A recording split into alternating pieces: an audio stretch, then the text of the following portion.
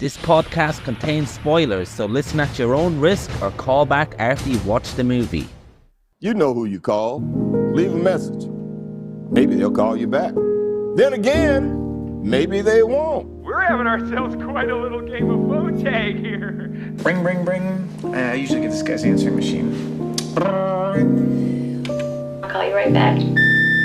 If you're there, please pick up the phone. I really want to talk to you. I check my fucking messages every day when I come home from work. My answering machine, zero. I got a blinking light. All I have to do is pick up this phone right here, inform the cinema, and your plan's kaput. No, I ain't got no phone. I had to pull, because people calling all the time, and who needs the aggravation, right? Interruptions. Hey, man. Just walking out the house now, on the way into the office. It's the 1 week anniversary of when I fucked up my knee walking home. So, yeah, mostly mended. Absolutely stunning day. I mean, really one of the nicest mornings of the year, I would say. Gorgeous weather. Really feels like summer's creeping in at this point. It's not even spring at this point. By the way, just a heads up, my phone, I've tried to clear up some space prior to sending this voice message because, as you will be well aware, my voice messages have been cutting out. My phone is absolutely on its last legs. In a very literal sense, I have a new phone arriving today, so hopefully that works out and it's not a full start where I'm returning it and back on my old phone again. That did happen in December. But yeah, hopefully I don't have to send you this in about 20 broken voice messages, but we'll see. Just walking out the house now, listening to some Q-Tip. I know he's one of your favorite artists.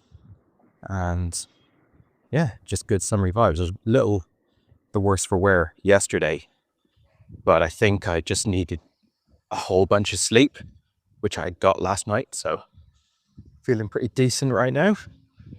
I'm doing Animated April, so I'm watching an animated film every day. And yesterday's was very short, which is good because I don't think I had the stamina for a long movie. It was a film, now I'll try and get the title right. The Final Exit of the Disciples of Ascensia. I can only remember that because I've got it written down. It's a film by a YouTube animator called Joni Peppers. I'm a huge animation nut, and as such, I end up watching a lot of shorts.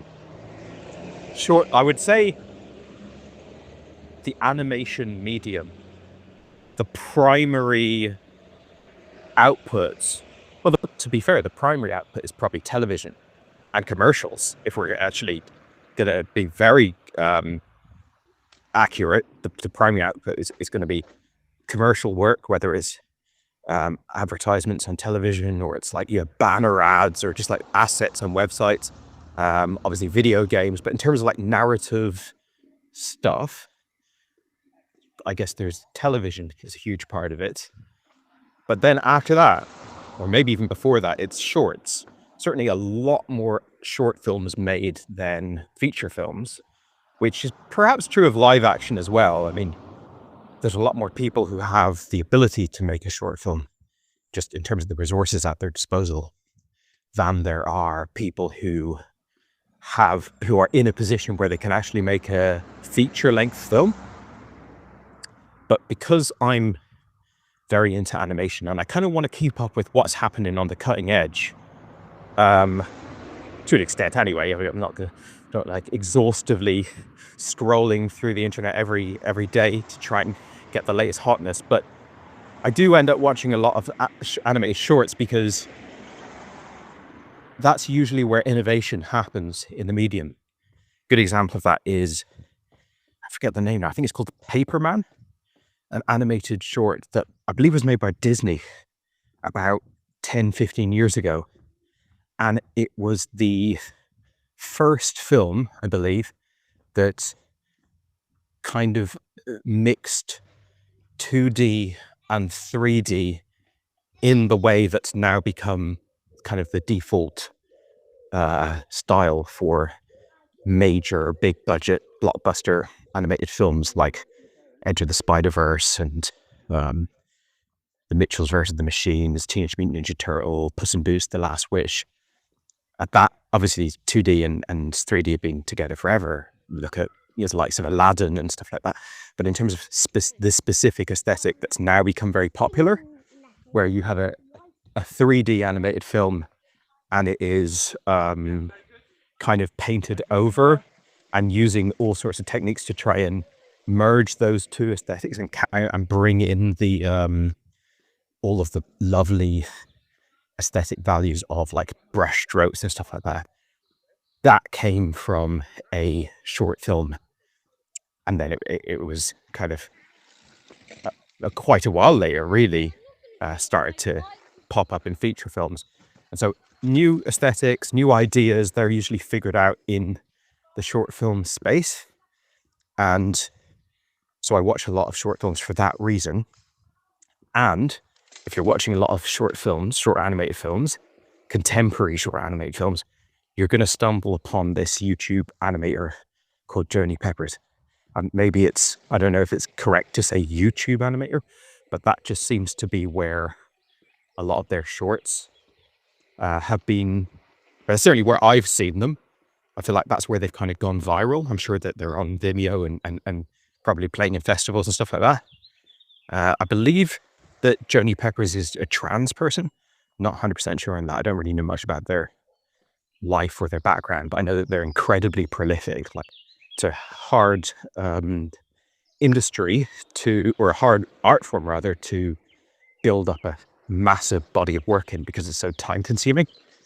But you just go on their website, there's a hell of a lot of stuff there. And I've always quite liked their little shorts. They're often very, very short. Sometimes they're a bit longer. I've never loved them, but I've also liked them fine.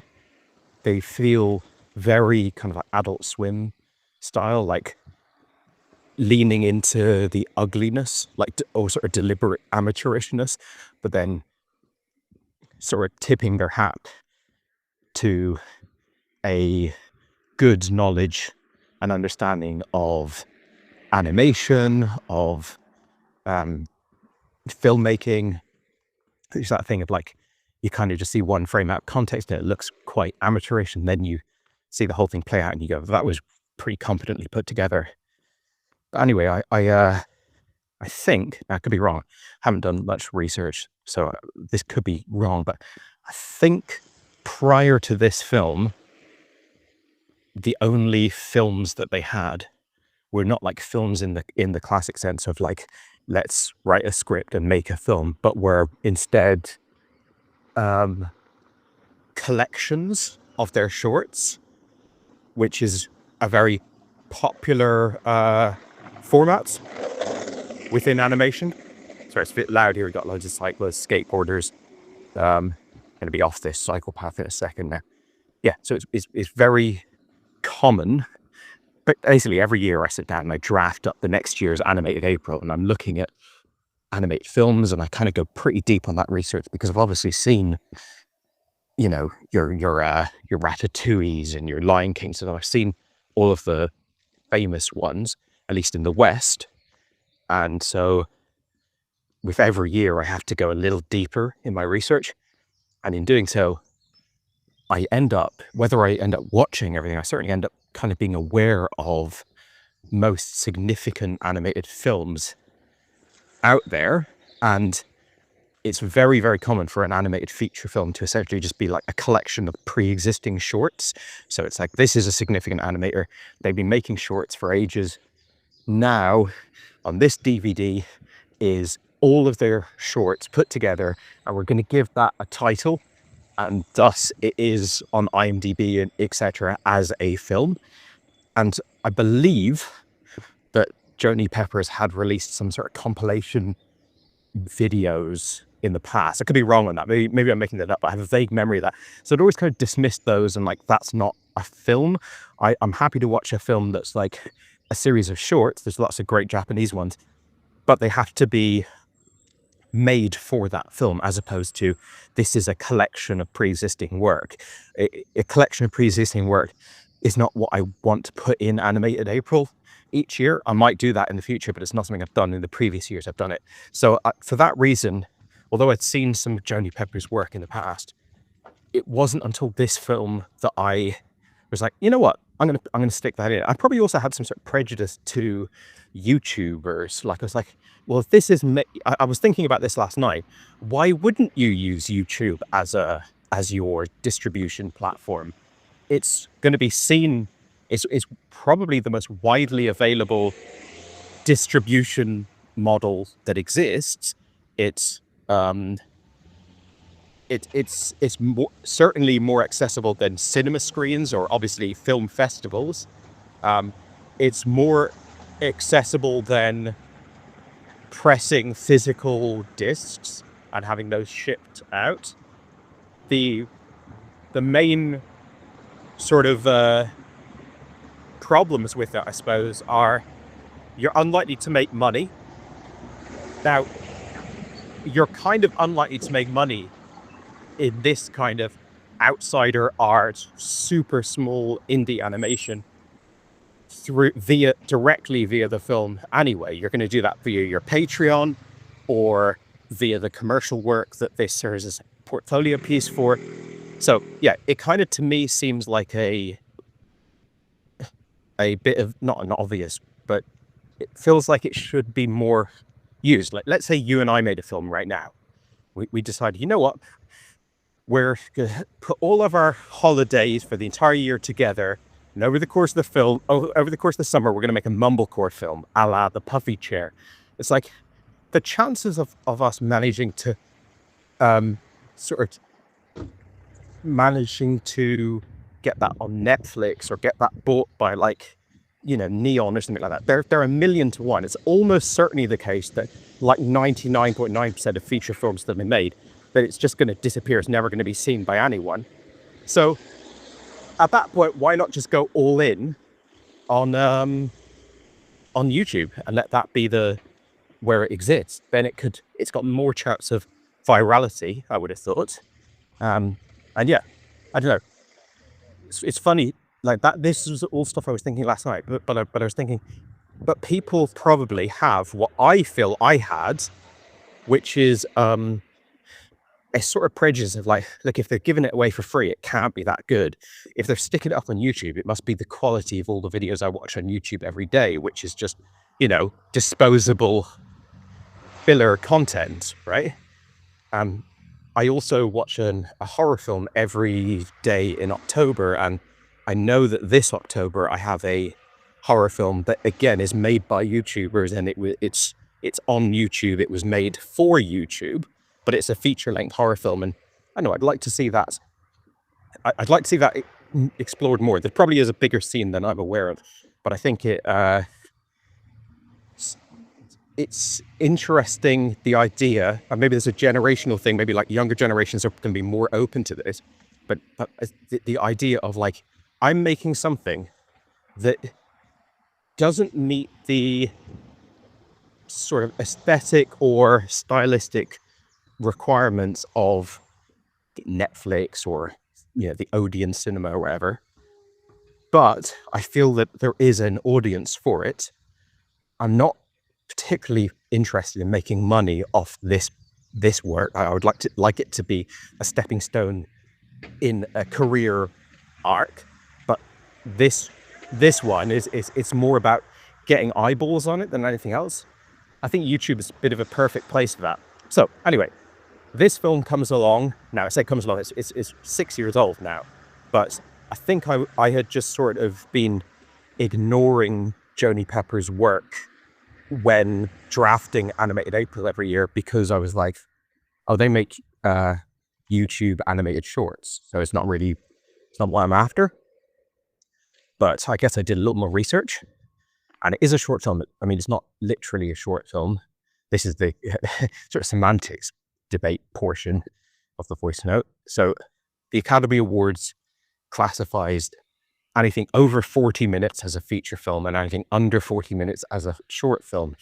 Different bodies like film festivals and whatnot use different classifications, but the one that the Academy Awards uses is the most kind of, I don't know how to put it, it's the most widely cited, I suppose. So you've got to draw a line somewhere, and it is somewhat arbitrary. I feel like drawing that line at 40 minutes is a pretty reasonable thing. I understand that when people who aren't film fans, like who aren't like film nerds, let's say, and they just kind of watch what goes on Netflix, watching what's in the cinema, when they think feature film, they obviously don't think 45 minutes in length. I appreciate that. Appreciate that it would only be a small minority of people who that could make sense to.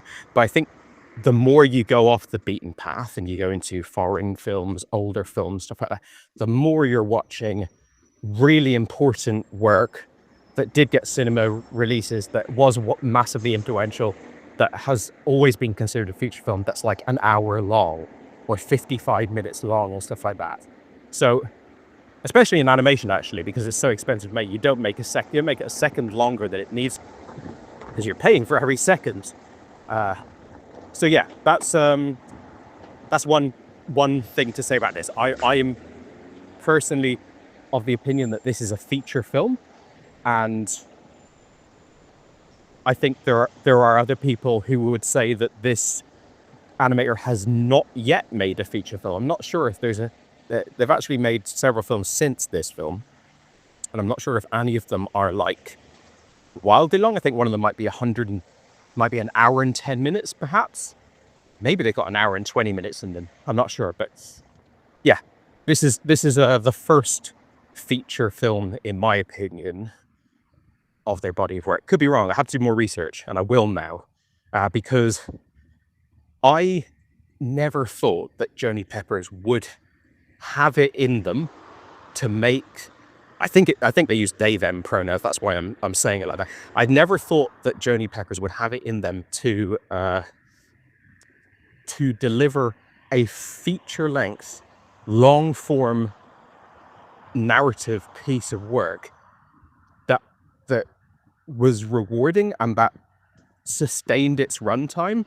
If you get famous and you get sort of lauded playing in the space of like 30-second movies, 1-minute movies, 2-minute movies, then there's a good chance that that's just where your style belongs. That's just, people liked that stuff.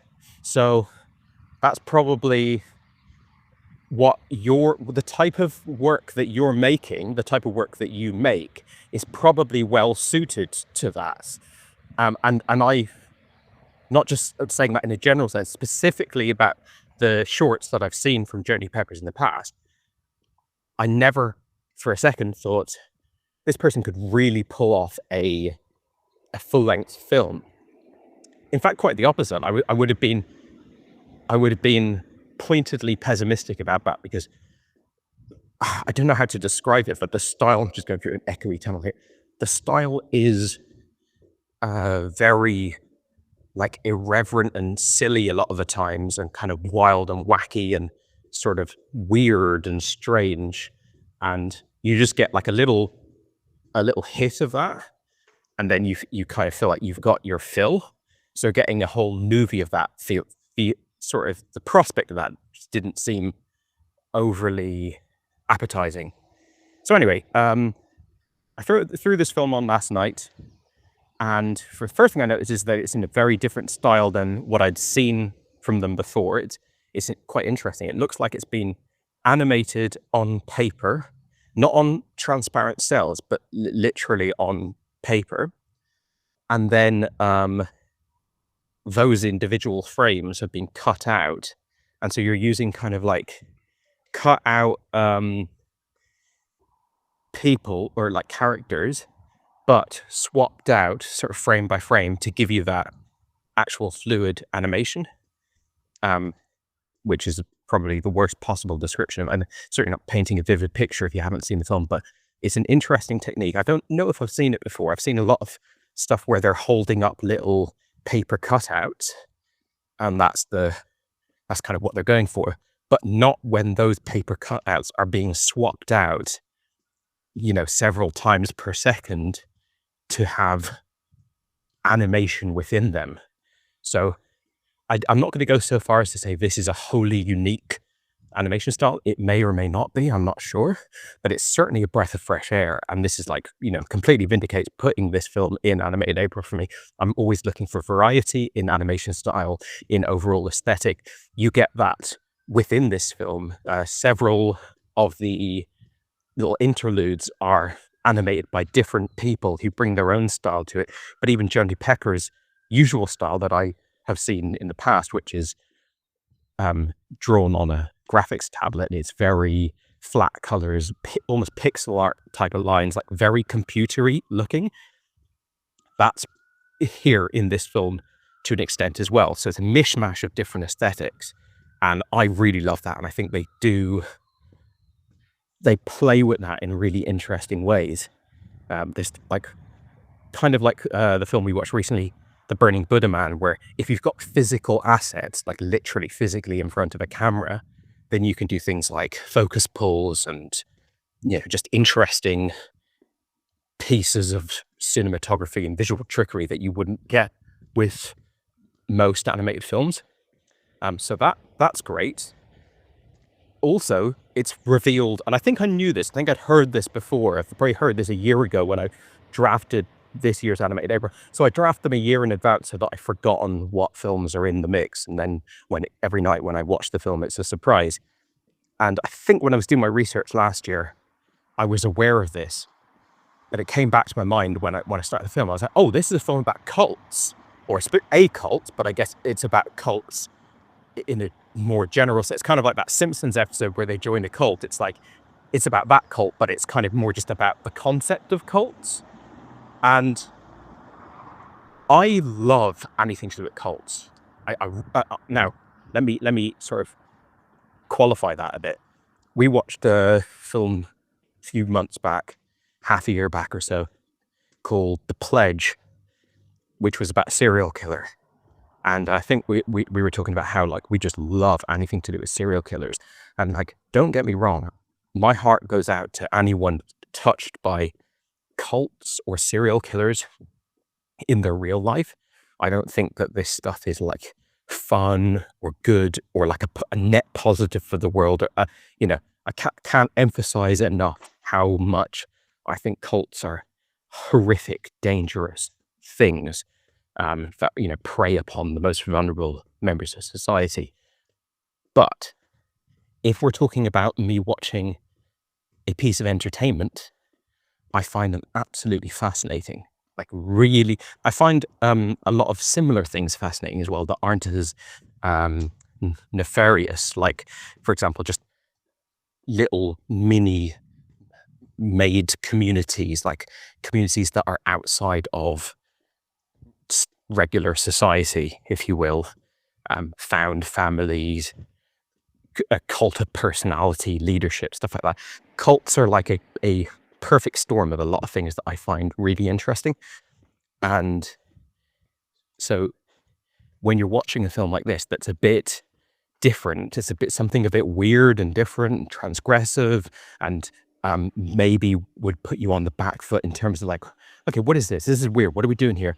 If they then put it in the mold of a subgenre or a subject matter that you do find very familiar and reliable, then that kind of offsets any discomfort that you might have had, or certainly did for me.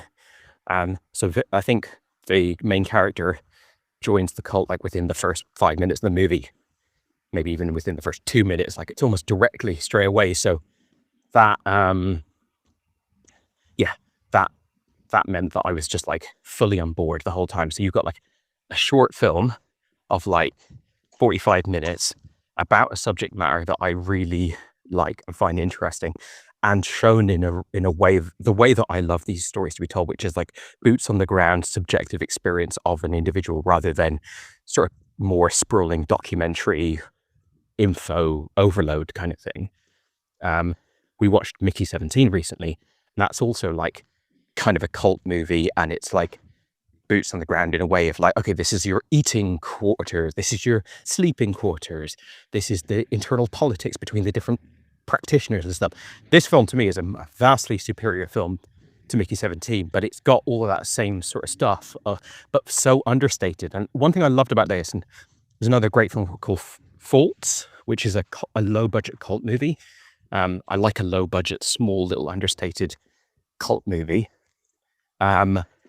One thing that this has that I've rarely seen is it's a cult movie, but they're not trying to over-egg the whole cult thing. Like, cults are so inherently interesting and fascinating, and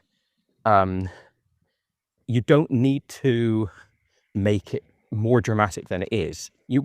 I've enjoyed loads of cult stuff that makes it more dramatic than it is, like that Netflix documentary, something country, I forget what it's called. It's about like an Indian guru who sort of migrates his cult to Oregon, and like that's brilliant. But the music and the editing and everything is trying to make it seem like you're watching Star Wars or something in terms of like how epic the villainy is and everything.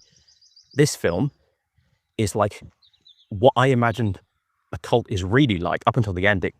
It's if I was to join a cult now, and I'm sure there's a few of them in my city where I live, it would be very banal. It would be very boring.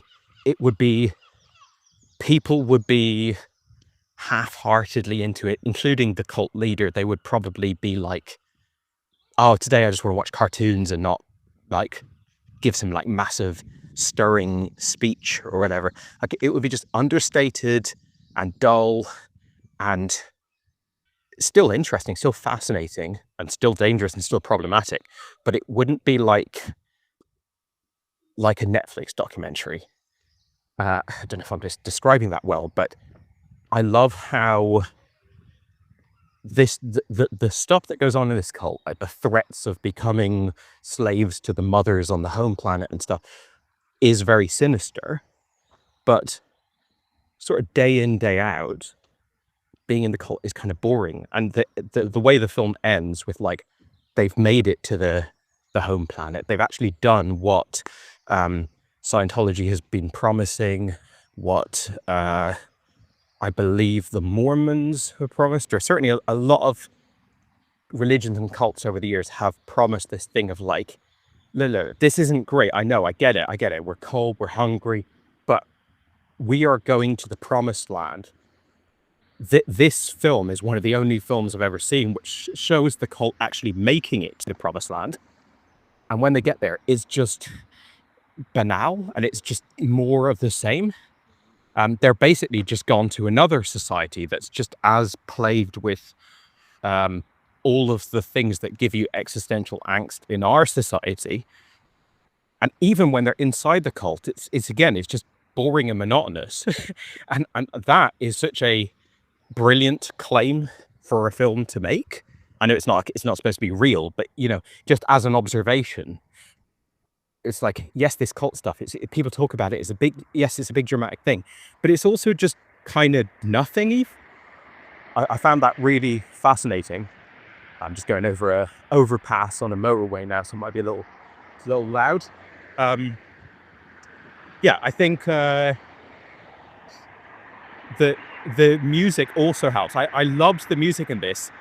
There's a weird choice, and because it's such a low budget film and it comes from a YouTuber-y background, I have to sort of just give them the benefit of the doubt that this is a choice rather than a mistake. I feel like the film overall is too competently made for this to be a mistake, but it's an interesting stylistic approach where the music is louder than the dialogue. And there's no sort of side chaining where when people speak a line of dialogue, the music kind of ducks down underneath it. Often we'll be in a scene where people talking you can still hear them, but the predominant thing is the music. But instead of it being like a Hans Zimmer deafening, ear-bleeding piece of music that's like, yeah, of course that would drown out everything, it's understated, off balance, kind of minimal sort of lo-fi downbeat kind of music, which works so well for me. The dialogue in the film across the board varies in sort of in volume. If people are talking outside on a busy day, not a busy day, a windy day, and the camera is quite far away from them, quote unquote, they're going to be a bit quieter, and it has a bit of a ragged, not quite found footage, but like this is a real sort of real report. It's almost like a journal or something of life in this cult. And so, yeah, the music, the sound, the visuals, the moments, I think it all works so well to capture this feeling of what it's like living in this cult.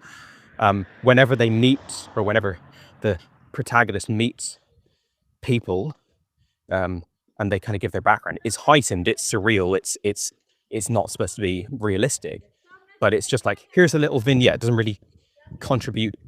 It's not a narrative device. It's more just like color to, what's going on here. She's obviously stumbled up, we can only guess at what her life is like, but everyone there, I mean, what her life was like prior to joining the cult, but you kind of get the feeling that everyone there has the cult. Maybe their own fault, maybe not their own fault. The film isn't a particularly judgmental film, and like it's a bit of it doesn't feel like everyone in the film is innocent victims. Like, that's definitely the case, but it's not a bleeding heart type film about really trying to make you feel angry and saddened by the injustice. It's more just like, people living life in our society is really hard. Very few people are actually comfortable. People who join cults and people who don't join cults both kind of spend their life in a quite banal and unrewarding fashion, trying to just give their life meaning and purpose, and never quite managing to grasp onto that. And that, to me, is kind of a major part of the takeaway of this film. I love the time that the cult leader's ex-husband, or current husband, as we learn, bursts in and has a confrontation with her, and all the moments where they go away, they play that song on the acoustic guitar, the little hideaway place or private little place that other cult member likes to go to. The fact that the main character collects all of those drawings that William's done, and then we just see that at the moment of her kind of putting them on the underside of her bunk, and she seems to be making quite a nice, comfortable little life for herself there. In fact, I know this is obviously not realistic, but the fact that it turns out that the cult is correct, in the sense that if they keep at it, they will actually go in a spaceship to the home world. The fact that that is true kind of makes it it wasn't actually that sinister, the whole thing. The only thing that was sinister about it was the illusion that doing this, making this escape to the other planet, would actually provide any kind of relief from the existential dread that they had been feeling back on Earth. That's where the cult leader is kind of mistaken, and you can read into the final moments we get with the cult leader in tears however you want, but perhaps that's part of it. I don't know. It's difficult to know. We don't know much about that character and how kind of self-aware she is. In fact, the film leaves a lot up to interpretation. We see, I think it's quite clear from watching the film that every cult member is female. So you can kind of, it seems to be like a matriarchal planet that they're going to, and all the cult members are female, and, but we don't get any doctrine. We don't get any dogma. We don't really understand much about this cult, but we don't need to. It's not a forensic documentary. It's more just like the boots on the ground experience. I've heard a lot of podcasts which either interview or are hosted by former cult members, or even people who've been to like these, these camps that they send bad kids to, and it's basically almost like prisoner of war camp in terms of like you're just there permanently. They create a hierarchical structure within it of like the older kids and the younger kids. It's, but you're partly just sort of like doing your thing and being a normal kid, and you're partly living in this really surreal, sinister kind of environment. The film is more about showing that, and I just found it really charming and funny and touching, and I loved the atmosphere with the music and the dialogue and both the score and then the actual music that happens that's played by this other cult member. It all comes together and just, I don't know. I think when you're a young person and you're kind of going, all right, well, this is society. This is what society is sort of handing you and going, make a go of it. Do this. Feel actualized. Feel complete and rewarded. Make something of yourself. Be happy. And you're like, what the fuck do I do with all this shit? Like, I don't feel these things, and this is tough. But then sometimes I am happy and I'm having good moments, and just that whole journey. This is one of the best films I've seen about that, I would say. And I don't know, just like to have done it through such a surreal and weird and unusual story, I guess comes back to what I was saying about like YouTube. Like, we need a space for people to, especially younger people, to go, now I'm going to make up how a film works, and because I've got important feelings and things to say, and this film is like a perfect storm between that, like let's break convention and do something new and exciting and original, and then reliable generic conventions and things that kind of people can digest easily. So yeah, it works really well for me. It's also, we talked a few months ago about the film Grand Theft Hamlet, and I was talking about how it felt to me like a very current film, a film that could only have come out in the 2020s. Now, I'm not going to go that far with this film. It, for starters, wasn't released in the 2020s. It was released in 2019. And, this film was possible for probably the last 20 years, or I'm not sure, right? I guess it's when it was easy for people to get the equipment to do animation in their house, including sort of 2D computer animation and stuff. But forgetting about how long, like how recently this film could have been made, just putting that aside for a minute, how recently this film was likely to be made, if anything, the fact that it came out in 2019 is like surprisingly old. Like it feels very new, very fresh to me. And when I watch this film, I feel like I'm watching a new movie. I feel like I'm watching current culture. And most films I watch, and a lot of them are phenomenal, they feel like they could have come out in the early 2000s or even the late 80s or something. This film feels like it's about now, and it in its plot, in its aesthetics, in everything about it. So I really value that as well. I think that's brilliant. So anyway, waffled on quite a long time about it. Hope you liked it. If not, it's a short one. I'm now very interested in the other films. I think this film, I could be wrong on this, again, I haven't done much research, but I think this film is an isolated work, stands on its own as a feature film. But after this film comes a series of films, which are like, there's a continuity there, and they're kind of like sequels to each other. And the final film of that suite of films isn't due out for a year or two. So that kind of makes me wonder, do I jump into that straight away and just watch them one a year as they came out? Or do I hold off until they're all out and then I can just watch them at whatever pace I wish. Also with animation, people say something's coming out in 2026 and then it comes out in 2036. That doesn't seem to be the case with Jenny Peppers, but it is something that is quite prevalent in sort of not like either doing an animated film on your own or doing it in a very, very small team. So yeah. Anyway, almost at the office now, so I'll wrap this up and talk to you in a bit.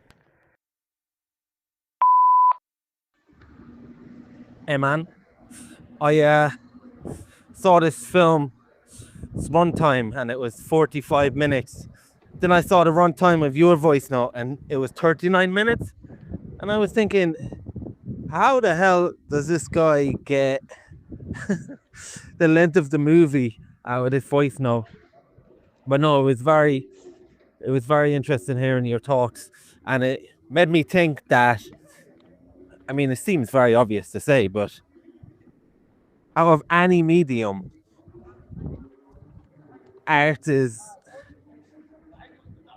it's predicated on a two-way connection. Like I could get a car, I don't know anything about a car, but I could get a Ferrari and it would like be indisputable that it can go 1 to 800 or whatever. I'm exposing my lack of car knowledge in like 5 seconds or whatever all these features it could do. It would be undisputable. And then there's something like this, the final exit of the Disciples of Ascensia, that you got so much out of and I got absolutely nothing out of. Like I really got nothing out of this. And it's almost like we watched a completely different movie in terms of the connection to it. Now, I don't deny that everything you said in that voice note is there, but I felt absolutely nothing at all while watching it. And it's just this type of situation where I'm only really responding because you sent me a long voice note, and I enjoyed your voice note a lot more than the movie, and we can get your thoughts out there and release it as an episode, because I'm sure anyone who will seek this out or will go to the depths of this will really enjoy you talking about it. Whereas for me, it doesn't even feel fair to talk about it negatively, because it's so fundamentally its own thing. It's not like I'm watching a Jason Statham movie where I can compare it to something else, that like another action movie like Speed or something. But this is so specifically its own thing that I can't even come at it critically, really. I can come at it from an enjoyment point of view, and I say I didn't enjoy it in the slightest. But in terms of, there's nothing really to critique here in a negative way, because I can certainly be very positive in someone who has conceptualized and created this. That's a different conversation. I certainly wouldn't watch this if it didn't come across my desk via you. And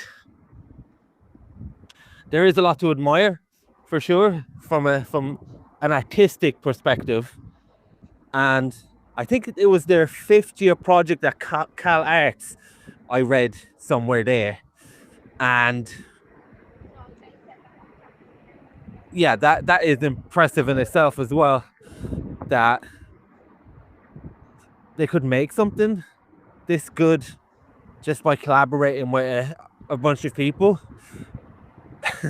But that's as far as anything I really have to say that is of any note about this movie. Now, I did like the art style, and I did like the different types of art, which you have now taught me is from different people collaborating. Whereas the spaceship, out of this world type of art, is very different. I did enjoy that, but I probably would have enjoyed it just for 5 minutes. And there's plenty of things of note here that struck me for like a few seconds, but I can only really handle 5 minutes of this. I liked the way that, to an extent, with the main character, this was almost like if you shone a mirror up to depression. There's something very obscured of how the world has been shown in this movie. It reminded me a little of, did you ever see The Devil and Daniel Johnston? About this singer who is quite popular in the 90s with other artists who had a lot of mental problems. He was popular with Nirvana and the likes, and he did quite a lot of demented artwork. I don't know if you've ever seen it. Just look it up, The Devil and Daniel Johnston. It's quite a good documentary, actually. The guy was quite a character. I think he's still alive. But I also share your love of things got to do with cults as well. Again, with the caveats that you stated, they're not fun. They're not fun. So I did like the cultish elements of this movie, and it is a great point that you made, that when it turns out to be actually true, they go over to the other side, and this is type of mundaneness in itself. And I think the movie, to its credit, did very seamlessly integrate these mini stories of these characters, where you certainly get a background of the various characters, and it didn't really distract too much from the plot. It's like it didn't feel like a detour. It felt like, oh, we're gonna get some character backstory now, and it's not just a bunch of vignettes after vignettes. And I also like the music. I like that type of ukulele type soundtrack. And you bring up a very good point as well, that in your snobbiness for YouTube, it's like there's something got to do with art that if it's free, it's less.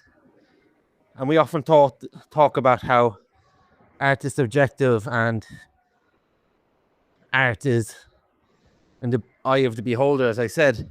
But there's something about if someone's willing to pay for it, or if someone's endorsed it, rather than just someone uploading amazing art by themselves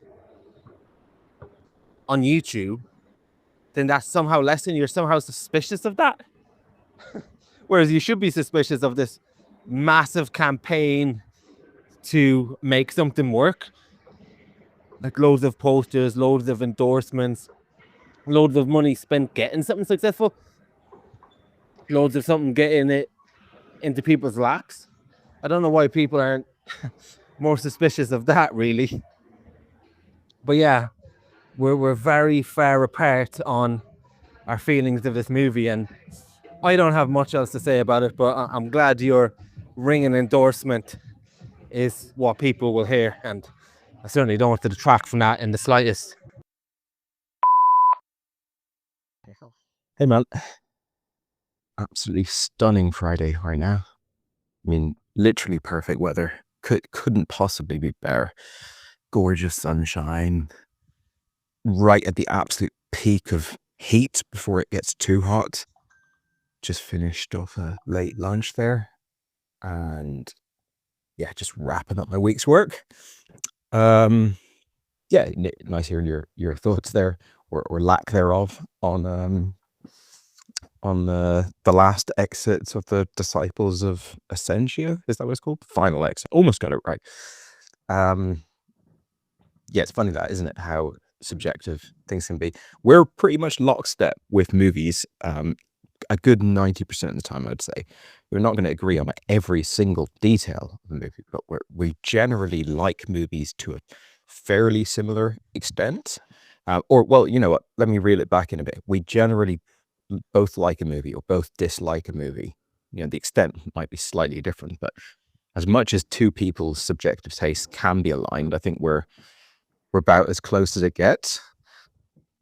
But then, yeah, I think there's certain wheelhouses that you can veer into where suddenly we're no longer in agreement. This seems to be one of them. Yeah, I really, really liked this movie, and I'm sure from the sounds of it that you have absolutely no interest whatsoever in checking out more work from this director, this filmmaker. It's interesting here that it was a CalArts project. Yeah, I don't know, it's very competent for me. It's very well put together. But I can also see, because it's so out there and so different and so weird, I think that makes it challenging if you're not on board. Now, like I said in my first voice note, I think the film does a certain amount of work to counterbalance that more challenging, or those more challenging aspects of it, by making it about genre, like a specific genre that people like, which is cult stuff, by making it very short, by making it, kind of funny and stuff like that. But obviously it hasn't done the job for you. And to be fair, I wouldn't really recommend this to many people.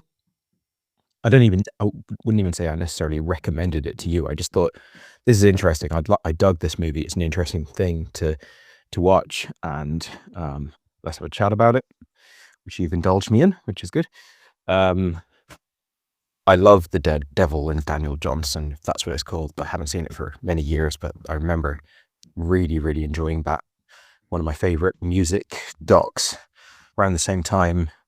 One about the Dandy Warhols came out, I think, called Dig, about the Brian Jonestown massacre and the Dandy Warhols. Two bands that came up, kind of, they were friends, they were like, very much in the scene together. And one of them was, the members of the band were like, normal, well-adjusted people that had like a sense for like the commercials of the business, and, just had what it took sort of psychologically, philosophically, to get them to the heights of success. And the other one was again, just like Devil versus Daniel Johnson, or whatever it's called. They were like, the other one was headed by a real out there character who was kind of his own worst enemy from a business perspective. Interesting seeing that this filmmaker, Johnny Peppers, seems to manage to make somewhat outsidery art, but is making it work. They're churning out projects.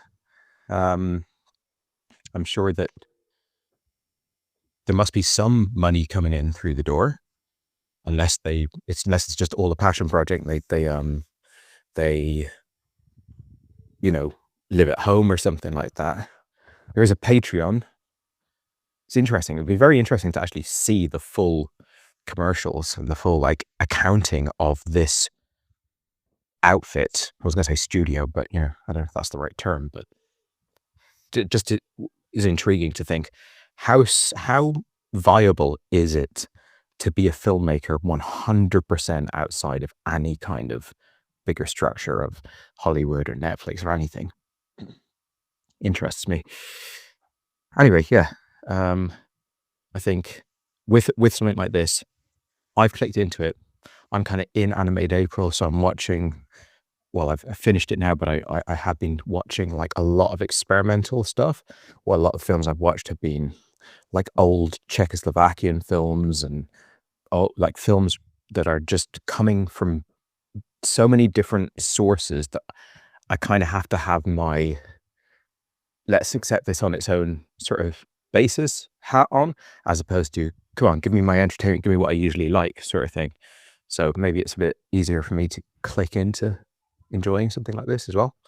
But yeah, anyway, I guess that probably concludes our conversation on this subject and on this film. Nothing else has really come to mind, but I have wandered back to Johnny Pepper's website a couple of times since watching this film, and I'm now in the process of drafting next year's Animated April. So I'm kind of again deliberating: do I dive into the next work, or do I wait until that bigger project is fully concluded to move on? Your mailbox is full. Please delete new or stored messages which you no longer need so that new messages may be received.